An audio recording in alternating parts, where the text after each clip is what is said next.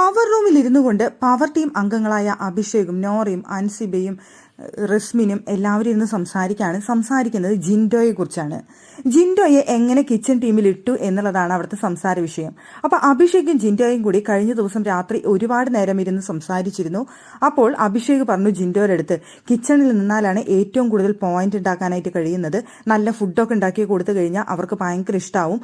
അപ്പോൾ അവർ കൂടുതൽ കോയിൻ തരും. പിന്നെ അവരുമായിട്ട് ഇന്ററാക്ട് ചെയ്യാനായിട്ട് ഒരുപാട് സമയം കിട്ടും. ഓരോ തവണ ഫുഡും വെള്ളവും ഇതൊക്കെ കൊണ്ടുകിടക്കുന്ന സമയത്ത് അവരുമായിട്ട് കുറേ നേരം ഇന്ററാക്ട് ചെയ്യാൻ പറ്റും, കുറേ പോയിന്റ് നേടാൻ പറ്റും, കുറേ സ്ക്രീൻ സ്പേസ് കിട്ടും എന്നൊക്കെ പറഞ്ഞ് ഞാൻ ജിൻഡോയെ മാനിപ്പുലേറ്റ് ചെയ്തു എന്നാണ് അഭിഷേക് അവിടെ പറയുന്നത്. അപ്പോൾ അവരെല്ലാവരും ചിരിക്കുന്നുണ്ട്. അങ്ങനെ മാനിപ്പുലേറ്റ് ചെയ്യാനായിട്ട് ഇത്ര എളുപ്പമാണല്ലേ എന്ന് ചോദിച്ചുകൊണ്ട്. അപ്പോൾ അഭിഷേക് പറയുന്നത്, അങ്ങേരെ മാനിപ്പുലേറ്റ് ചെയ്യാനായിട്ട് ഭയങ്കര എളുപ്പമാണ്. അങ്ങേരെ ഹൃദയം എന്ന് പറയുന്നത് അത്രയ്ക്കേ ഉള്ളൂ. അങ്ങേർക്ക് എങ്ങനെയെങ്കിലും കണ്ടന്റ് ഉണ്ടാക്കണം എന്നൊരു ചിന്ത മാത്രമേ ഉള്ളൂ. അത് പോസിറ്റീവ് ആയാലും നെഗറ്റീവ് ആയാലും ആൾക്ക് അതൊരു പ്രശ്നമേ അല്ല. എത്ര വൃത്തികേടായാണെങ്കിലും ആളത് ചെയ്യും. ആൾക്ക് കണ്ടന്റ് എന്നുള്ള ഒരു കാര്യമേ ഉള്ളൂ. അപ്പോൾ ഞാനത് മാക്സിമം മാനിപ്പുലേറ്റ് ചെയ്ത് കിച്ചണിൽ ഇടാനായിട്ട് ഞാൻ ശ്രമിച്ചു. അപ്പോഴാണ് അങ്ങേര് എനിക്ക് കിച്ചൺ മതിയുടെ കിച്ചൺ തായോ എന്ന് പറഞ്ഞുകൊണ്ട് എൻ്റെ പുറകെ നടന്നത്. ഇപ്പൊ അങ്ങനെയല്ലേ കിച്ചണിൽ കൊണ്ടുവന്ന് ഇട്ടത് എന്ന് അവർ പറയുന്നുണ്ട്. സത്യത്തിൽ ജിൻഡോയ്ക്ക് അവിടെ കൂടുതൽ സ്ക്രീൻ സ്പേസ് കിട്ടാതിരിക്കാൻ വേണ്ടിയിട്ടാണ് അവർ കിച്ചണിൽ കൊണ്ടുവന്നിട്ടത്. ഇപ്പൊ ജിൻഡോയ്ക്കാണെങ്കിലും അർജുനാണെന്നുണ്ടെങ്കിലും ശ്രീധുവിനാണെന്നുണ്ടെങ്കിലും ഒട്ടും സ്ക്രീൻ സ്പേസ് കിട്ടുന്നില്ല. കിച്ചണിൽ അവർ ഫുൾ ടൈം ഡ്യൂട്ടിയിലാണ്.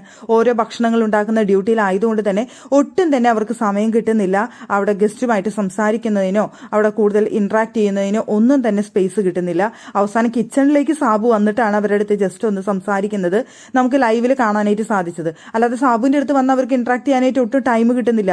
അവസാനം സാബു തന്നെ ഇങ്ങോട്ട് വന്നിട്ട് പറഞ്ഞു, നിങ്ങൾക്ക് ഒന്നിനും സമയമില്ലാലേ എന്ന് പറഞ്ഞുകൊണ്ട് കിച്ചണിലേക്ക് വരുന്ന സാബുവിനെയാണ് നമുക്ക് കാണാനായിട്ട് സാധിച്ചത്. സത്യത്തിൽ അത് പവർ ടീമിന്റെ പ്ലാൻ ആയിരുന്നു എന്നുള്ളതാണ് അവർ പവർ ടീം റൂമിൽ ഇരുന്നു കൊണ്ട് സംസാരിക്കുന്നത്. അഭിഷേക് അത് വൃത്തിയായിട്ട് പറയുന്നുണ്ട് എല്ലാവരുടെ അടുത്തും. എല്ലാവരും അപ്പോൾ അതിരുന്ന് കേട്ട് ചിരിക്കുകയാണ്. ആ സമയത്ത് അൻസിബ് പറയുന്നുണ്ട്, ഓ വെറുതെയല്ല അങ്ങേര് എൻ്റെ അടുത്ത് ബിരിയാണി എങ്ങനെയാണ് ഉണ്ടാക്കുക എന്ന് ചോദിച്ചുകൊണ്ട് എൻ്റെ പുറകെ നടന്നതല്ലേ. അവസാനം ഞാൻ കുക്കർ ബിരിയാണി എങ്ങനെയാണ് ഉണ്ടാക്കുന്നതെന്ന് ഞാൻ അവസാനം പറഞ്ഞു കൊടുത്തിരുന്നു എന്ന് പറയുന്നുണ്ട്. അപ്പൊ റസ്മിൻ പറയുന്നുണ്ട്, ഓ എനിക്ക് ഒരു വിധത്തിലും അംഗീകരിക്കാൻ പറ്റാത്ത, ഒരു വിധത്തിലും എനിക്ക് ഇഷ്ടമല്ലാത്ത ഒരു വ്യക്തിയാണ് അയാൾക്ക് അത്രയ്ക്കും വെറുത്തുപോയി എന്ന് റസ്മിൻ പറയുന്നുണ്ട്. അതുപോലെ തന്നെ ആ റൂമിൽ ആർക്കും തന്നെ ജിൻഡോയെ ഇഷ്ടമല്ല. ജിൻഡോയ്ക്ക് ലക്ഷ്യം വെച്ചുകൊണ്ടാണ് അവരെല്ലാവരും കളിച്ചുകൊണ്ടിരിക്കുന്നത്. ജിൻഡോയ്ക്ക് സ്ക്രീൻ സ്പേസ് കിട്ടാതിരിക്കാൻ വേണ്ടിയിട്ടാണ് അവർ കിച്ചണിൽ കൊണ്ടുപോയി ഇട്ടതെന്ന് അവർ വ്യക്തമാക്കുകയാണ് അവിടെ ഇരുന്ന് ലൈവിലിരുന്ന് സംസാരിച്ചുകൊണ്ട്.